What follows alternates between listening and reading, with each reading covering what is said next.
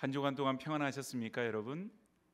뭐 이번 주에 태풍이 있어가지고 참 그 마음 졸이면서 또 그 며칠을 보냈던 것 같아요. 태풍으로 인해서 우리 교회 공사하고 있는데 안전상 문제가 없나, 또 우리 교우들 살아가는 집에 태풍으로 인해서 어려움은 없나, 이렇게 한 이틀 3일 정도 이렇게 참 그 고민하면서 지냈습니다. 늘 해마다 이렇게 바람이 불고 또 비가 많이 내리고 참 그런 가운데서도 보면 늘 대비하느라고 하지만 그 대비가 온전치 못하고 늘 해마다 일어나는 태풍과 해마다 일어나는 또 장마비, 그리고 해마다 또 무더워지는 이런 그 세상 가운데에서 이제 생명을 잃기도 하고 또 여러 가지 재산상의 어려움을 당하는 그런 일들이 해마다 생기는 걸 볼 때 참 인간이 가지고 있는 그런 능력의 한계가 참 있구나, 이런 생각을 해보게 되어지죠. 얼마 전에 그 여러분들이 잘 아시듯이 새만금에서 우리 세계 잼버리 대회라고 하는 것이 있었어요. 이게 4년에 한 번씩 있는 일인데 각국의 청소년들이 이제 모여서 거기에 텐트를 치고 야영을 하면서, 그리고는 이제 뭐 자연도 접하게 되고 또 각국의 친구들을 만나게 되고, 그리고 뭐 도전이나 모험 정신도 기르는 그런 일들을 하게 되어집니다. 뭐 어른들 생각할 때는 어떤 분들은 그렇게 생각할지 모르겠어요. 편안하게 집에 있지 땡볕에 나와서 뭔 고생이야, 뭐 그렇게 생각할 수도 있는데 뭐 또 그런 일들을 통하여서 얻는 것들이 분명히 있죠. 저도 어렸을 때에 보이스카웃이라고 하는 그것을 한 적이 있습니다. 뭐 이유는 단순해요. 유니폼이 좀 멋있어 보이고 그리고 그저 1년에 한 번씩 학교 운동장 같은 데서 텐트 치고 1박 하고 하는데 그게 그냥 재밌어 보여서 그렇게 했던 적이 있어요. 근데 여러분, 우리가 이렇게 살아가는 이 세상을 가만히 보면 이번에 뭐 그 잼버리 대회도 물론 뭐 여러 가지 준비도 좀 미흡한 것도 있었던 것 같고, 그런 가운데서 또 태풍이나 또 무더위나 또 그 지역적으로 보면 그늘 하나 없는 이제 그런 곳이었잖아요. 이런 걸 보면은 우리의 인생이라고 하는 것도 결국은 좀 비슷한 면들이 있지 않나, 그런 생각을 합니다. 이스라엘 백성들이 지금도 초막절이라고 하는 걸 지켜요. 초막절이 뭐냐 하면 이스라엘 백성들이 출애굽해가지고 광야에서 40년을 사는데 그때 그들이 이제 초막, 말 그대로 풀로 엮어서 이제 이런 어떤 움막 같은 거를 짓고 겨우 이제 밤이슬을 피하는 정도의 어떤 그런 걸 만들어 놓고서는 거기서 이제 40년간을 지내게 됩니다. 그래서 이제 가나안 땅에 들어간 이후에도 그때 하나님께서 주신 그 은혜와 하나님이 보호하여 주신 것을 기억하기 위해서 지금도 초막절을 지킨다고 하는 겁니다. 그거 어떻게 지키느냐? 지금은 이제 그 자기 집이 있잖아요. 그러면 거기 마당에다가 텐트를 치고서는 일주일 동안 거기서 보낸다 그래요. 그러면서 이제 조상들이 하나님께서 출애굽하였을 때 그때 광야 생활 속에서 베풀어 주신 은혜를 다시 한번 생각해보는 그런 시간을 갖는다 그럽니다. 오늘 우리가 이제 설교 제목도 광야에서 살아남으려면이라고 하는 제목이고, 오늘 하나님께서 주시는 말씀 속에서도 광야에서 이스라엘 백성들을 어떻게 하셨는가, 그거를 기록하고 있는데, 광야라고 하는 말을 성경에 찾아보니까 무려 264군데에서 광야라고 하는 글자를 찾아볼 수가 있어요. 그러니까 여러분, 이 광야라고 하는 그 곳이 성경에 꽤나 많이 나오는 것이죠. 근데 왜 이렇게 많이 나오는가라고 봤더니 이스라엘의 지형 자체가 많은 부분이 광야로 이루어져 있다라고 하는 것입니다. 근데 이 광야는 우리가 일반적으로 뭐 우리 이제 나라로 말하면 첩첩삼중, 그냥 정말 뭐 거기에 있으면은 전쟁이 났는지도 모를 정도의 산골짜기, 이런 정도의 수준이 아닌, 오늘 성경을 보면은 그 광야라고 하는 것이 얼마나 척박하고 얼마나 사람이 살기가 어려운 것인지를 나타내주고 있는 곳이 있어요. 예레미야 17장 6절 말씀을 보면 이렇게 말을 합니다. 그는 사막의 떨기나무 같아서 좋은 일이 오는 것을 보지 못하고 광야, 간조한 곳, 건건한 땅, 사람이 살지 않는 땅에 살리라. 광야라고 하는 것을 설명한 것을 첫 번째는 간조한 곳이라 그래요. 간조한 곳은 아주 바짝 메말라 있는 그런 장소입니다. 그래서 이곳은 비가 잘 내리지를 않고, 그러다 보니 물이 없고 그런 아주 배짱 메마른 그런 장소를 간주한 곳이라 그래요. 그리고 건건한 땅이라 그렇게 기록하는데, 이 말은 영어로 말하면 솔트랜드, 즉 소금기가 있는 땅을 말합니다. 그러니까 여러분 생각해 보세요. 비가 내리지 않은 건조한 곳입니다. 거기다가 소금기가 있는 그런 땅입니다. 거기에서는 식물이 자랄 수 있는 환경이 되지를 못해요. 그러면 식물이 자라지를 못하게 되면 사람이 먹고 살 수가 없기 때문에 오늘 성경이 나와 있는 대로 예레미야 17장 6절 마지막 부분에 사람이 살지 않는 땅에 살리라. 사람이 살지 않는 땅, 사람이 살지 않는 땅이 아니라 사실은 사람이 못 사는 땅이에요. 살 수가 없는 땅이에요. 바로 그곳이 광야라고 하는 그런 곳입니다. 또 신명기 8장 15절 말씀을 보면 너를 인도하여 그 광대하고 위험한 광야 곧 불뱀과 전갈이 있고 물이 없는 간조한 땅을 지나게 하셨으며, 이렇게 설명을 합니다. 거기가 위험한 땅인데 거기에 뭐가 있냐 하면은 불뱀과 전갈이 있다라고 하는 겁니다. 여러분 묘하게도요, 그렇게 그 사람이 살지 못하는 그런 땅에 이런 불뱀과 같은 또 전갈과 같은 이런 것이 살아요.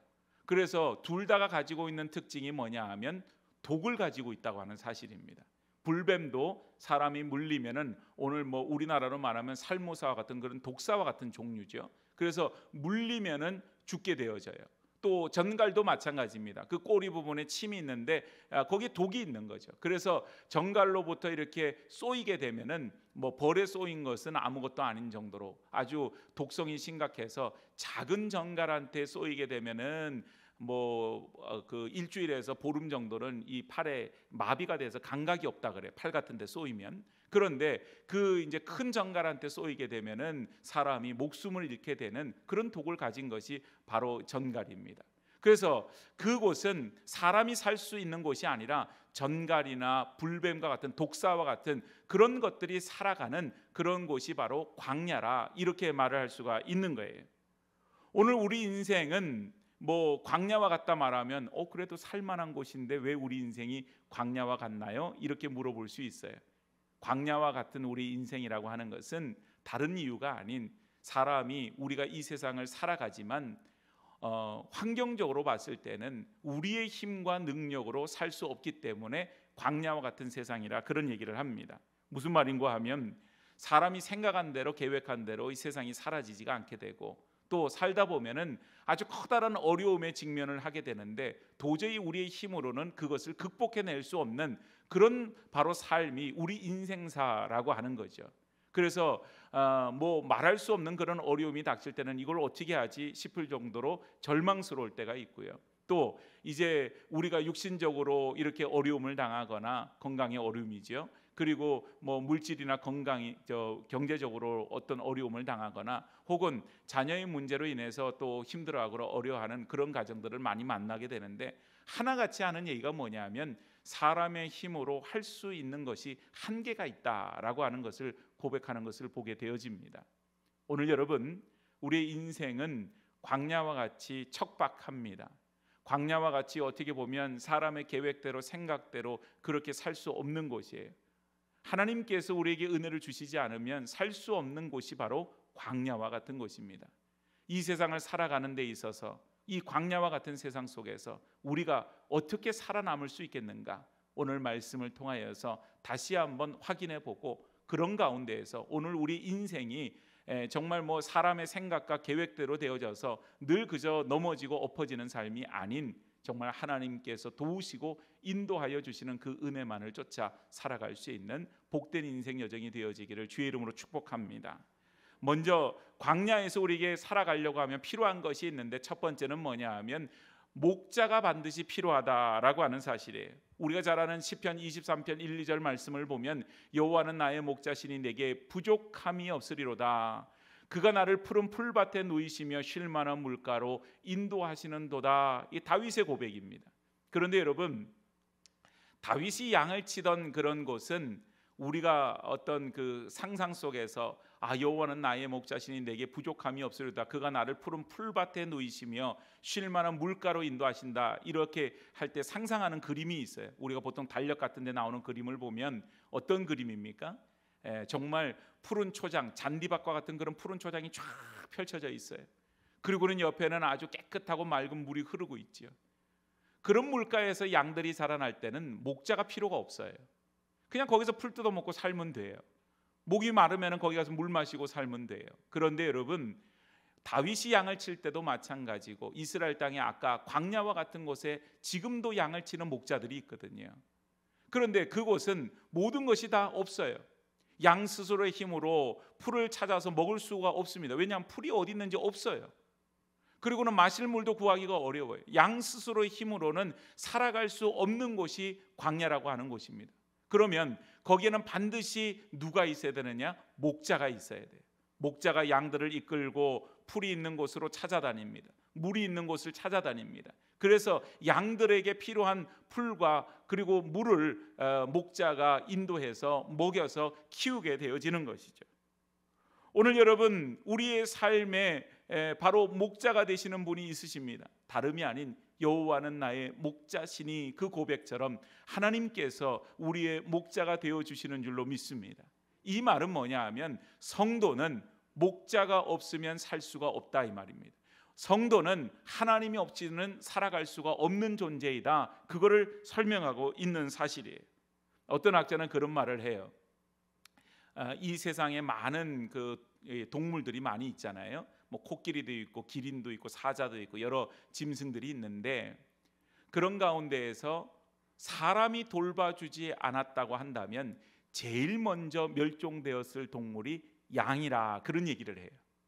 가만히 듣고 보니까는 그럴듯합니다. 왜냐하면 양은 그 발걸음이 빠르지 않아요. 예를 들어서 아프리카 초원에서 사자나 그런 이런 들짐승들의 먹이가 되어지는 그런 그 연약한 초식 동물들이 있잖아요. 임팔라와 같은 초식 동물들. 근데 이 초식 동물들이 거기서 살아남을 수 있는 이유는 발이 빨라요. 그래서 사자도 쫓아오지 못할 정도로 빠르게 뜁니다. 그러다 보니 그저 약하고 어리고 병든 그런 동물들만이 사자의 먹잇감이 되어지는 걸 보게 되어지죠. 그러면 여러분, 양이 무슨 호랑이나 사자처럼 날카로운 이빨이나 혹은 발톱을 가졌나요? 그러지 못해요. 그래서 양은 그저 늑대라든지 혹은 곰이라든지 이런 들짐승이 그 양을 공격하게 되면 속수무책으로 잡혀 먹힐 수밖에 없는 것이죠. 그런데 여러분, 양이 살아남는 길은 뭐가 있겠어요? 목자가 그 양을 지키는 겁니다. 목자가 목숨을 걸고 양을 지키니까 그래도 양이 살아남을 수가 있는 거예요. 오늘 다윗이 목동이었어요. 다윗은 어렸을 때부터 물맷돌을 가지고 막대기를 가지고 그 들짐승들과 싸워서 양들을 지켜냈던 것입니다. 오늘 여러분, 우리의 인생이 험악해요. 어려워요. 정말 사단은 삼킬 자를 우는 사자와 같이 두루 찾는다, 그렇게 얘기를 하는데, 우리에게 있어서는 각종 위험에, 영적인 위험, 또 현실적인 어려움과 위험, 이런 것들이 노출되어 있어요. 그런 가운데에서 하나님, 우리의 목자 되신 하나님이 우리를 지켜주시지 않으면 우리가 살 수가 없는 것입니다. 그래서 우리는 고백하죠. 여호와는 나의 목자시니. 오늘 여러분, 하나님께서 우리의 목자 되심을 믿음으로 고백할 수 있기를 주의 이름으로 축복합니다. 하나님이 우리의 목자 되어 주실 때 우리는 이 험한 세상에서 유일하게 살아남을 수가 있는 존재가 되는 거예요. 그런데 여러분, 사람들이 어떤 경우에는 풍요로움에 젖게 되면 마치 아까 푸른 풀밭에 정말 이렇게 물이 막 흐르는 그런 어떤 그림 속에 있는 그런 곳에 있는 양들, 그런 양들에게는요, 목자가 그렇게 그닥 필요하지 않게 느껴져요. 왜냐하면 내 눈앞에 먹을 풀이 있고 내 눈앞에 마실 물이 있잖아요. 부족함이 없는 거예요.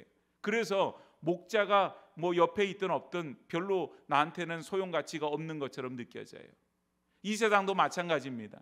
물질적으로 풍요하고 이 세상에 건강하고 어떤 걱정이 없고 그러고 살다 보면 하나님에 대해서 그닥 그렇게 우리가 하나님을 의지해야 될 필요성, 하나님을 붙들어야 될 필요성, 그거를 못 느끼고 살아갈 수가 있지요. 그런데 여러분, 오늘 우리의 삶이 절실하게 되면 어떻게 됩니까? 마치 물에 빠진 사람이 헛된 지푸라기를 붙잡는 그런 마음이 있는 것처럼 우리는 믿음을 가진 사람으로서 하나님을 붙들고 의지할 수밖에 없어요. 하나님 앞에 외치며 하나님 살려주세요. 하나님 나를 여기서 건져주세요. 하나님 이 구렁텅이에서 이 늪에 빠진 나를 하나님 건져주세요. 나를 건져 주실 분 하나님밖에 없습니다. 처절하게 기도할 수밖에 없는 것입니다. 사랑하는 여러분, 오늘 우리가 왜 기도하지 않고 왜 하나님 앞에서 말씀을 보지 않을까요? 그것은요, 어떻게 보면 우리의 삶에 안락함이 빠져 있어서 그래요.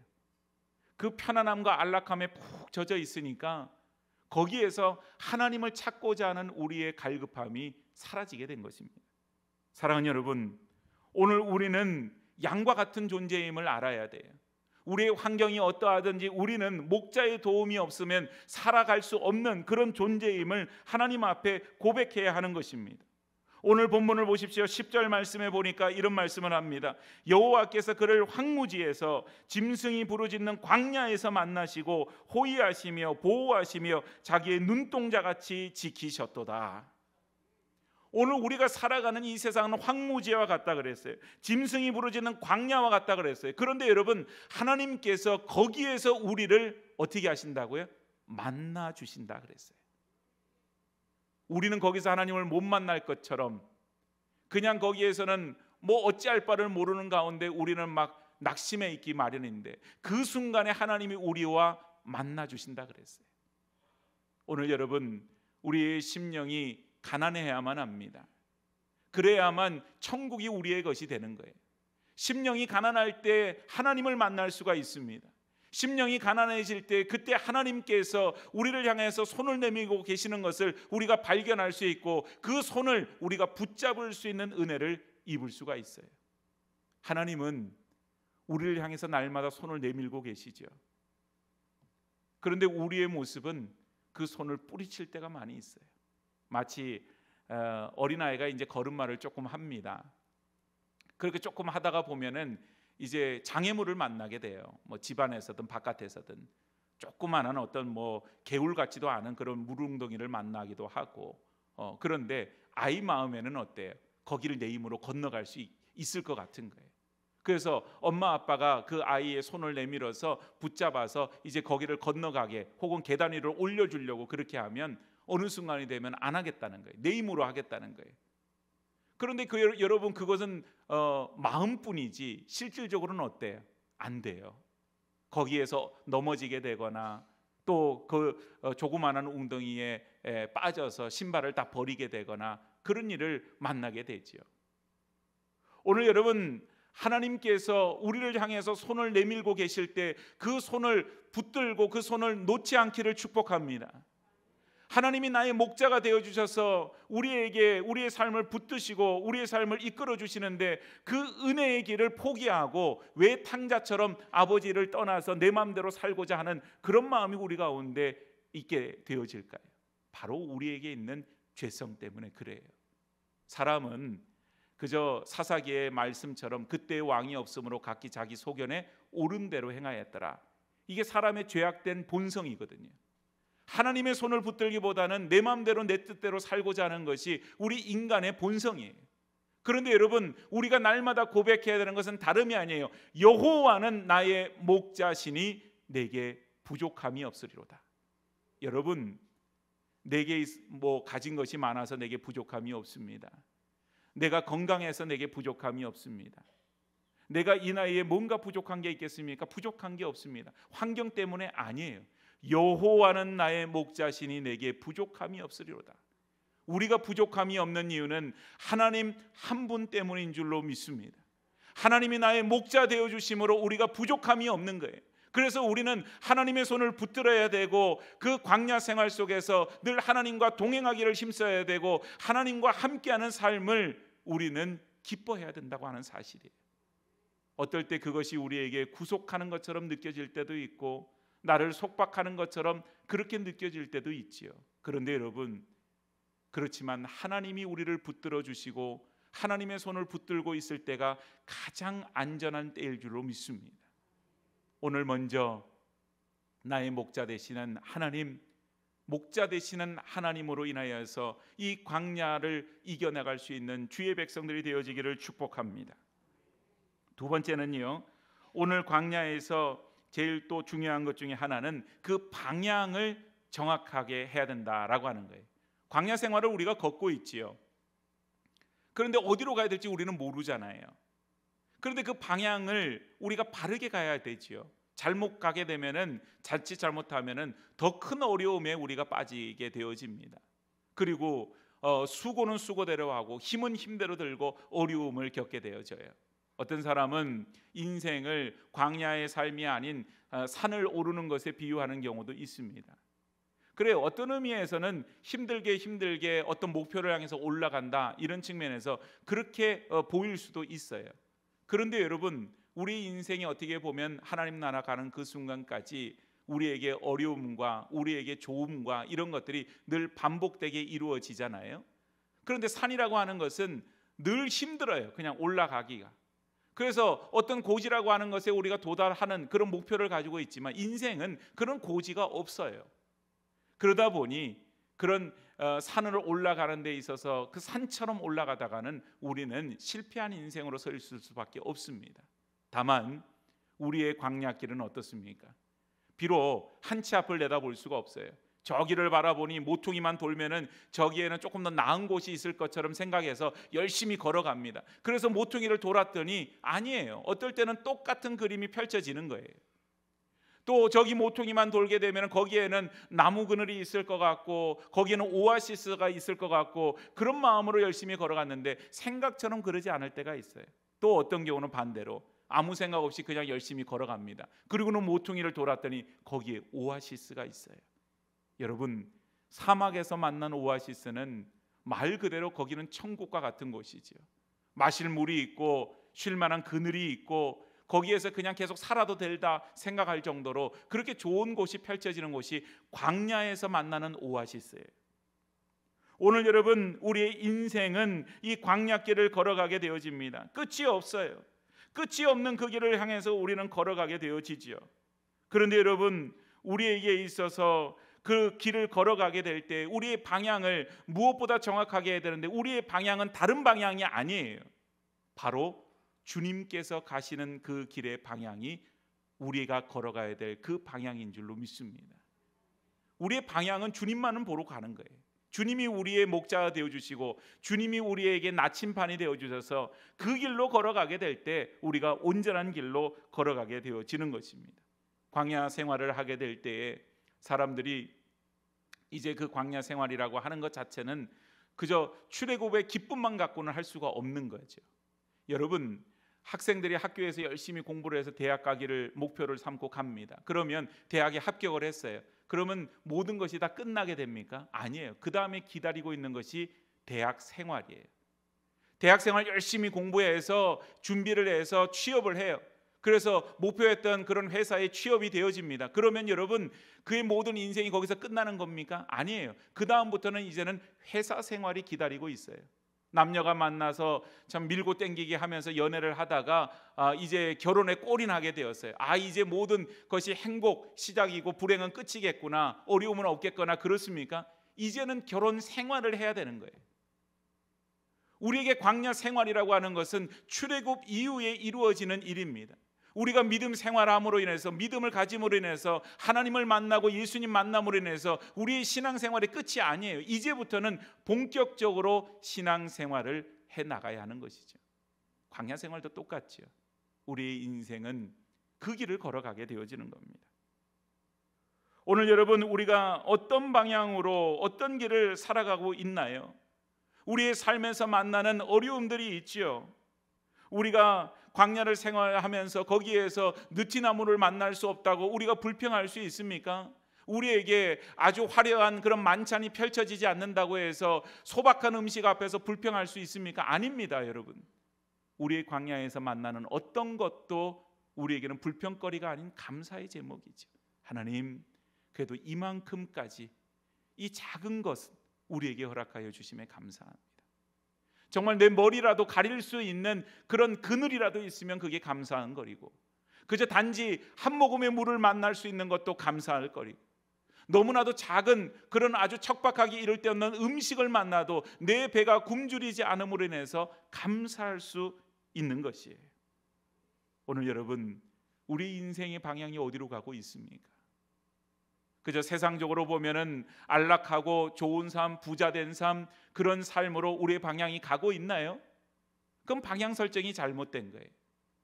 제가 몇 년 전에 인터넷에서 본 그림이 있어서 여러분들에게 소개를 해드리고 싶어서 띄워달라 그랬어요. 한번 띄워주시겠어요?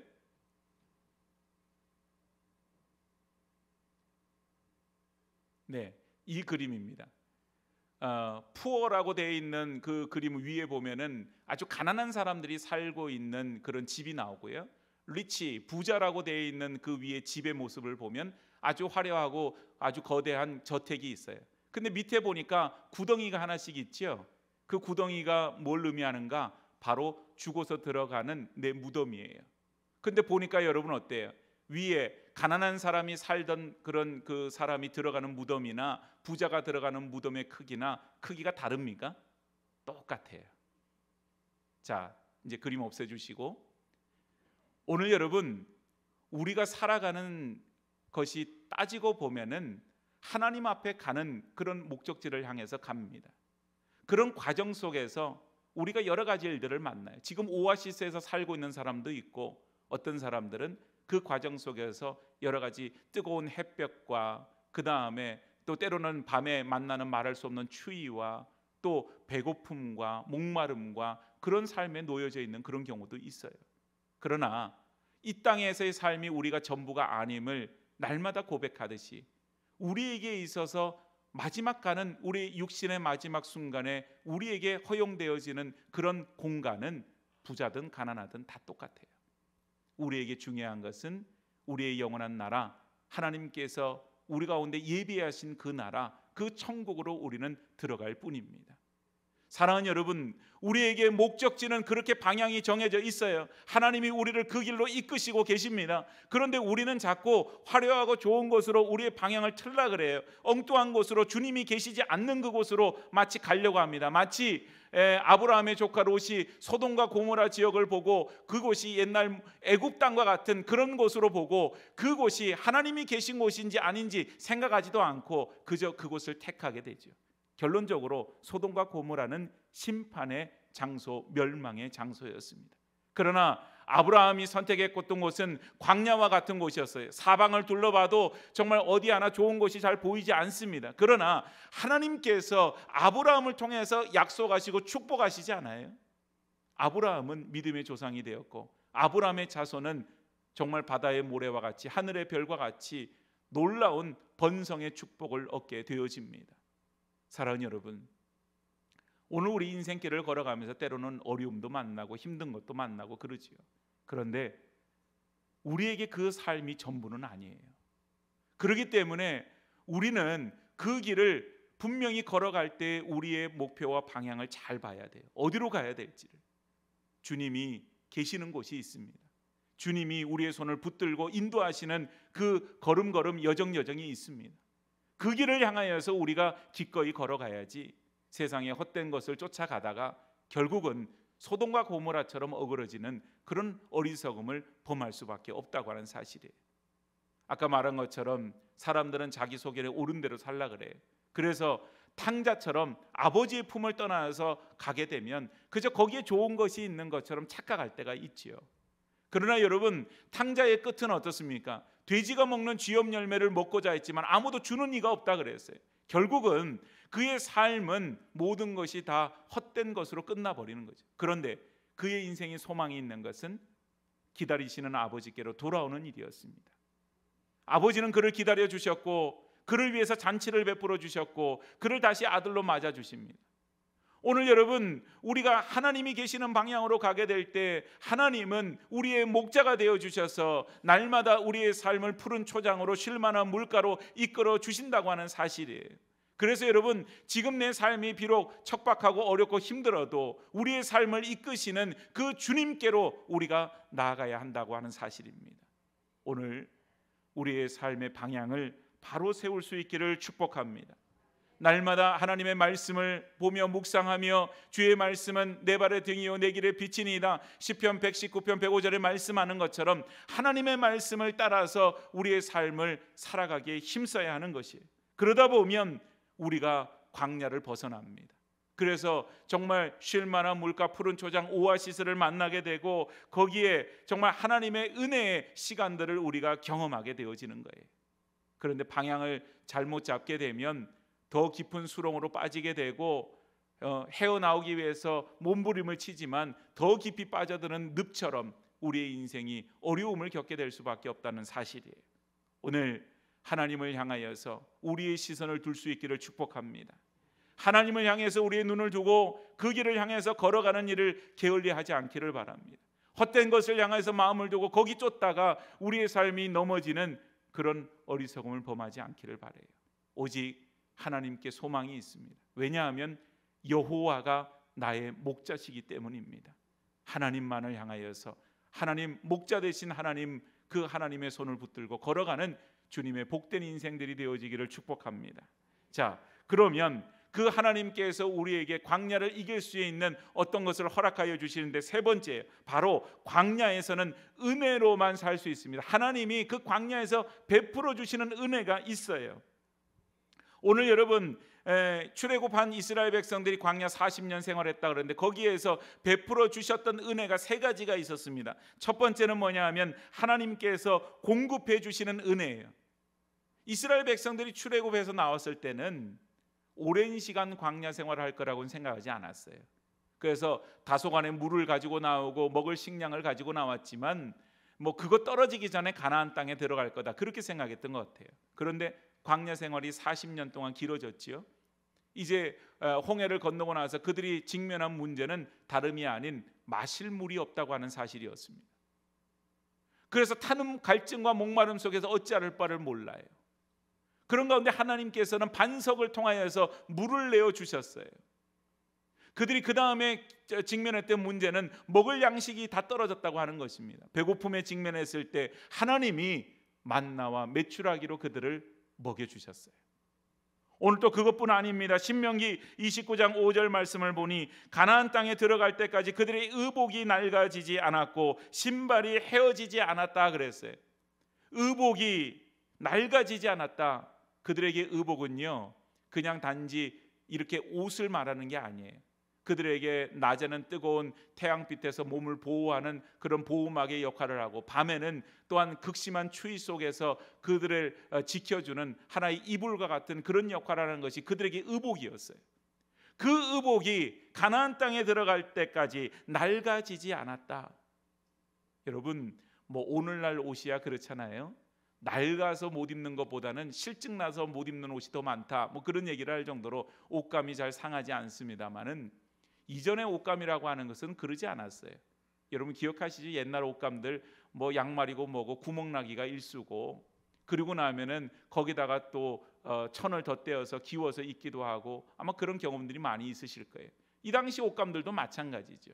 그런데 하나님께서 그 광야 40년 동안 그들의 그 옷이, 의복이 낡아지지 않았다. 성경 그렇게 기록합니다. 또한 그들의 신발이 헤어지지 않았다 그랬어요. 신발이 헤어지게 되면 그곳에 이물질이 들어가게 되고 발에 상처를 나게 되고, 그러고 나면은 제대로 걷지를 못하게 됩니다. 하나님께서 광야 생활 속에서 그들의 마실 것, 그들의 먹을 것, 그들의 입을 것, 그들의 신을 것, 모든 필요한 것들을 하나님이 공급하여 주셨어요. 오늘 여러분 6.25 이후로 삶의 많은 어려움들을 겪으면서 지금까지 우리 모든 성도들이 살아오셨지만, 그 삶을 통하여서 고백할 수 있는 것이 무엇입니까? 그 광야와 같은 시간들 속에 하나님이 함께 하셔서 하나님이 모든 필요한 것들 다 채워주셨습니다. 그 고백 아니세요? 따지고 보면 여러분, 그때는 늘 부족했다고 느껴요. 그때는 없다고 느끼고, 그때는 부족하다고 느끼고, 그때는 하나님이 왜 나로 하여금 이렇게 부족하게 두실까, 그렇게 원망 어린 투정도 할 때가 있었어요.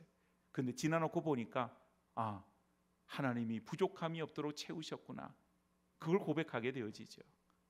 사랑하는 여러분, 하나님은 공급하여 주시는 분인 줄로 믿습니다. 그렇기 때문에 여러분, 우리의 삶 속에서 우리가 절망할 이유가 없어요. 오히려 우리에게 있어서 그런 어려움이 있을 때마다 하나님 앞에 구하면 되는 거예요. 여러분, 민수기를 보면 이스라엘 백성들에게 답답한 게 뭐예요? 필요한 것들이 있는데 하나님 앞에 구하지 않아요. 구하지 않고 대신 뭘 합니까? 원망과 불평 속에 사로잡혀요. 우리가 무엇이 필요한 것이 있습니까? 필요한 것이 있을 때 하나님 앞에 구할 수 있기를 축복합니다. 하나님 앞에 구할 때 하나님께서 그것을 꾸짖지 아니하시고 후히 넘치도록 채워주실 줄로 믿습니다. 오늘 여러분, 광야 생활은 하나님의 채우심이 없으면 안 돼요. 이 세상도 마찬가지입니다. 하나님이 채워주시고 공급해 주시지 않으면 세상 살아갈 수 없지요. 오늘 하나님의 채우심의 은혜가 있기에 오늘 저와 여러분들이 이 자리에 있는 것처럼 앞으로의 삶도 마찬가지입니다. 하나님이 도와주시고 하나님이 채워주시고 하나님이 공급해 주실 때에 우리의 삶이 이루어지게 되는 줄로 믿습니다. 하나님의 공급하여 주시는 은혜를 경험할 수 있기를 주의 이름으로 축복합니다. 두 번째는 하나님 만나는 은혜가 있어요. 자, 이게 뭔가 하면 광야라고 하는 말을 원어로 찾아보니까 미드바르라고 하는 말을 씁니다. 히브리어로 미드바르. 이걸 뭐 기억하실 이유는 없어요. 근데 하나님이 말씀하셨다라고 하는 뜻을 찾아보니까 다바르라고 하는 말을 쓰는데, 이 미드바르, 광야라고 하는 단어의 미드바르가 이 다바르라고 하는 이 어원에서 같이 나왔다라고 하는 겁니다. 즉 광야라고 하는 것은 모든 것이 부족한 것, 투성이에요. 그런데 놀라웠게도 부족한데, 현실은 부족한데 하나님이 공급해 주세요. 광야에서. 또 그 광야라고 하는 곳에서 들릴 수 있는 모든 소리는 적막하기가 이를 데가 없어요. 그래서 마음이 외롭고 쓸쓸하고 힘들어요. 그런데 여러분, 그 광야에서 하나님께서 말씀하여 주신다라고 하는 사실입니다. 오늘 모세가 하나님 말씀 듣기 위해서 간 곳은 어느 곳도 아닌 바로 시내산이었어요. 시내산이라고 하는 곳은 시내 광야의 위치에 있는 산입니다. 그곳에서 하나님의 음성을 듣습니다. 예수님도 이제 시험을 받기 위해서 광야로 나갔어요. 그 광야에서 기도하시고 그 광야에서 하나님 사명을 받고 그 광야에서 하나님 음성을 들었지요. 오늘 여러분, 광야는 우리에게서 살기가 살 수 없는 땅이에요. 그런데 여러분, 아이러니하게도 그 광야 속에서 하나님의 은혜를 경험합니다. 공급하여 주시는 은혜, 하나님의 말씀을 듣게 되어지는 그 은혜를 다른 어떤 곳도 아닌 광야에서 경험할 수가 있다고 하는 사실이에요. 오늘 그래서 여러분, 우리 인생이 참 아이러니한 부분이죠. 우리가 안락하고 편안한 삶을 살 때는 하나님 음성 듣는 것이 좀 못해요. 왜냐하면 그만큼 절박한 것도 없고 또 그 편안함에 취해 있어서 그런지 모르겠어요. 그런데 여러분, 우리의 삶이 지금 공고한 가운데 있어요. 육신의 질병으로 어려움을 당하고 물질의 문제로 어려움이 있고 자녀의 문제로 인해서 힘들어하고 그런 상황에 놓여졌을 때는 하나님 앞에 매달려서 간절함으로 부르짖어 기도할 수밖에 없지요. 그런데 그 순간에 하나님이 말씀하시더라라고 하는 것입니다. 오늘 여러분, 광야의 생활은 우리에게 힘든 순간이에요. 가나안 땅에 들어가는 게 좋지 광야 생활이 뭐가 좋겠어요. 가나안 땅에 들어가서 사람들은 그 땅에서 농사를 짓고 그 땅의 소출을 먹는 걸 좋아하지 만나와 메추라기로 사는 것, 그거 좋아하지 않습니다. 사람은 다 똑같아요. 그런데 여러분, 어쩔 수 없이 우리에게는 광야의 시간이 있다라고 하는 사실이에요. 가나안 땅에 들어가기 전에는 반드시 광야를 거쳐야만 해요. 그런데 그 아무것도 할 수 없는, 사람이 살 수 없는 그 광야 생활 속에서 하나님을 만날 수 있는 것은 축복이요 은혜인 것입니다. 그래서 우리가 고백할 수 있어요. 고난 당하는 것이 내게 유익이라. 왜요? 고난 당하는 것이 어떻게 유익입니까? 고난 당하는 것은 힘든 것이 유익이 될 수 없지 않아요? 그런데 그것이 유익이 되는 것은 내가 고난 가운데, 내가 광야 생활 가운데 그때에 하나님의 음성을 듣고 하나님을 만날 수 있기 때문인 줄로 믿습니다. 사랑하는 여러분, 오늘 우리에게 지금 고난 당하고 힘들어하는 주의 백성들이 있으신가요?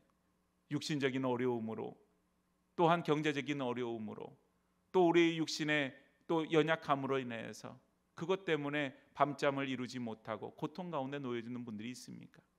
지금 그 시간은 광야의 시간입니다. 다른 말로 얘기하면 그때가 바로 하나님을 만날 때인 줄로 믿습니다. 하나님 앞에 부르짖고 기도할 때 하나님께서 들으시고 하나님께서 말씀하시고 하나님께서 응답하시는 역사가 우리 모두에게 있어지기를 주의 이름으로 간절히 축복합니다. 마지막 세 번째는 하나님이 주시는 은혜 중에 가장 귀한 또 은혜가 있어요. 그거는 뭐냐 하면은 견뎌냄의 은혜가 우리 가운데 있다라고 하는 것입니다. 여러분, 광야는요 뭐 하나 있다고 해서 크게 흥분하고 좋을 일도, 뭐 하나 부족하다고 해서 낙심할 일도 아니에요. 그 광야는 우리가 1등으로 벗어나고 뭐 제일 먼저 벗어나고 그게 중요한 게 아니에요. 남들보다 광야의 시간이 짧은 거, 긴 거, 그것도 중요하지 않아요. 우리에게 있어서 광야의 시간은 견뎌내는 시간입니다. 그런데 여러분, 내 힘으로는 못 견디잖아요. 나는 힘들고 어려워서 그냥 주저앉아 있고 싶지요. 포기하고 싶지요. 하기 싫지요. 그런데 우리에게 하나님께서 견뎌낼 수 있는 은혜를 더하여 주셨다고 하는 사실이에요. 오늘 본문 여러분 이제 11절과 12절 말씀을 보니까 이런 말씀이 있어요. 다시 마치 독수리가 자기의 보금자리를 어지럽게 하며 자기의 새끼 위에 너풀거리며 그의 날개를 펴서 새끼를 받으며 그의 날개 위에 그것을 엎는 것 같이 여호와께서 홀로 그를 인도하셨고 그와 함께 한 다른 신이 없었도다. 이 무슨 말인가 하면, 새끼 독수리가 있는데 이제 새끼 독수리가 처음에 보면 솜털이 막 났죠. 그런데 시간이 지나면 그 솜털이 다 이제 이렇게 빠지게 되고 제대로 된 그 털이 나게 됩니다. 그리고 날개를 퍼덕거리기 시작해요. 그 날개에 힘을 기르는 거예요. 그래서 어느 순간이 되면 이제 창공을 독수리답게 날아야 되는데 이 새끼 독수들이 겁이 많으니까 날려고 하지를 않는 거예요. 그런데 아빠 독수리가 뭘 하느냐, 가서 그 둥지를 다 그냥 막 어지럽혀 버려요. 그리고는 이 새끼 독수리가 그 둥지에 더 이상 있지 못하도록 만들어 버리는 거예요. 그리고는 이 새끼 독수리를 밀어냅니다. 떨어뜨려 버린다는 말이죠. 그러면 어떻게 하겠어요? 새끼 독수리가 파드득 파드득 거리면서 날려고 애를 쓰는데 처음부터 날 수 있나요? 못 날아요. 그러면 땅에 떨어져서 이제 부딪히게 되는데 그러면 죽잖아요. 다치거나. 그때에 이 아빠 독수리가 와가지고 그 날개로 새끼 독수리를 엎는다는 거예요. 그리고는 다시 창공으로 날아가서 또 다시 떨어뜨려요. 그래서 계속해서 이 새끼 독수리가 퍼덕퍼덕거리면서 날갯짓을 하고 날개에 힘을 기르고 그렇게 하다가 어느 순간에 창공을 날게 된다고 하는 사실이에요. 오늘 하나님께서 때로는 광야 생활 속에서 우리를 참 연단시키고 어려움을 주기도 하는데 결국은 그 가운데서 우리가 기억해야 될 것이 있습니다. 하나님이 우리를 미워해서 그런 것도 아니고 우리에게 무슨 잘못이 있어서 이런 어려움 당하는 것도 아니고 그 시간은 우리가 견뎌내야 될 연단의 시간이라고 하는 사실인 것과 또 한 가지는 우리는 참새가 아니고 독수리라고 하는 사실입니다. 스스로를 자꾸 참새라고 생각하니까 보잘것없다고 생각하고 내 인생이 별 볼 일 없다고 생각하고 정말 내 인생이 덧없다고만 자꾸 생각을 하는 거예요. 그러나 여러분, 우리는 하나님께서 독수리 날개치며 하늘로 용맹하게 오를 수 있는 그런 존재로 우리를 만드셨어요. 우리 인생은 하나님 앞에 영광을 돌리기 위해서 지음을 받았습니다. 그렇기 때문에 우리는 이 세상에서 만나는 어떤 고난과 어려움 속에서도 무너질 수 없어요. 왜냐하면 우리는 독수리와 같은 존재이기 때문에 그렇습니다. 비록 내가 날개짓도 제대로 못하고 퍼덕거리고 그렇게 곤두박질 치지만 지금 그 광야와 같은 시간이 지나가면 독수리와 같이 하늘을 향해서 날개를 펼치게 되어질 것입니다. 사랑하는 여러분, 고난은 우리에게 강함을 만들어주지요. 그 시련은 우리에게 인내를 만들어주게 됩니다. 대나무를 바라보면 대나무마다 마디마디가 있지요. 그 자라나다 보면 또 마디가 생기고 또 자라다가 또 마디가 생기고 그리고 대나무가 위로 쭉 뻗어나가는 거예요. 그런데 여러분 한번 상상해 보셨나요? 대나무에 마디가 없다면 그러면 어떨까요? 대나무가 더욱더 미끈하게 이렇게 쭉쭉 뻗어서 더 예뻐 보이지 않을까요? 보기에는 그럴듯해 보일 겁니다. 그런데 마디가 없는 대나무는요, 꺾일 수밖에 없지요. 마디마디가 생김으로 인해서 대나무가 단단해지게 됩니다. 오늘 여러분, 우리 인생에 굵은 마디들이 있어요.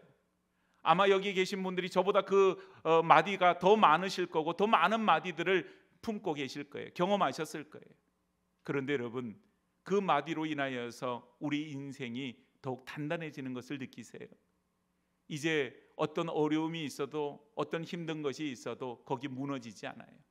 거기에서 우리가 좌절하고 낙심하고 믿음의 배반을 하고 하나님 떠나고 이런 일들은 없어요. 하나님만을 붙들고 평생을 살아온 우리 어른들이 그렇게 평생을 살면서 주님 앞에 갈 수 있었던 이유는 우리 인생의 마디마디마다 고비고비마다 하나님의 은혜를 경험하였기 때문인 줄로 믿습니다. 그래서 여러분, 우리의 마디를 부끄럽게 생각할 필요가 없지요. 어떤 어른들은 손을 만져보면 그 마디가 얼마나 굵은지 몰라요. 손마디가 살아온 세월의 흔적일 수 있지요. 그러나 여러분, 그 마디가 부끄러운 것이겠어요? 아니에요. 하나님 앞에서 훈장과 같은 것이죠. 사랑하는 여러분, 오늘 하나님은 우리에게 은혜 베풀기를 주저하지 않으시는 분입니다. 광야 생활 가운데 우리를 그냥 던져놓고 네가 알아서 살아와라, 그렇게 하지 않으세요. 목자 되신 하나님께서 날마다 우리를 살펴주시고 그저 우리를 그 목자 되신 하나님께서 이끌어 주십니다. 그저 노심초사하며 잘 따라오고 있는지를 수시로 우리를 살펴주세요. 우리는 양 같아서 그릇 행하기를 힘쓰지만 끊임없이 목자 되신 하나님이 우리를 이끌어 주세요. 그리고는 우리가 그릇 행해도 그저 우리에게 필요한 먹을 것, 우리에게 마실 것, 우리에게 필요한 것들을 채우시고 인도하여 주시는 하나님의 은혜가 우리 가운데 있지요. 그 가운데 끊임없이 우리 가운데 말씀하여 주시고 우리로 하여금 그 어려움들을 잘 견뎌낼 수 있도록 힘과 능력 주시는 것, 그것도 하나님의 은혜인 것입니다. 사랑하는 여러분, 남은 인생이 얼마 되지 않을 수도 있어요. 또한 남은 인생이 살아온 날보다 훨씬 많을 수도 있어요. 여기 앉아 계신 분들은 각자의 처지가 다 다릅니다. 그러나 내 인생이 1년을 남든 혹은 1개월이 됐든 뭐가 어떻게 됐든 상관없이 내 인생이 하나님 앞에서 살아남는 인생, 하나님 앞에서 그 방향을 향하여서 목자 되신 하나님께로 달려가는 인생, 그래서 정말 가나안 땅에 다 들어가는, 천국에 다 들어가는 그런 하나님의 백성으로 하나님께서 우리의 삶을 어떻게 이끌으셨는지를 우리가 믿음의 눈으로 바라보고 간증할 수 있는 그런 복된 인생이 되어지기를 주의 이름으로 축복합니다.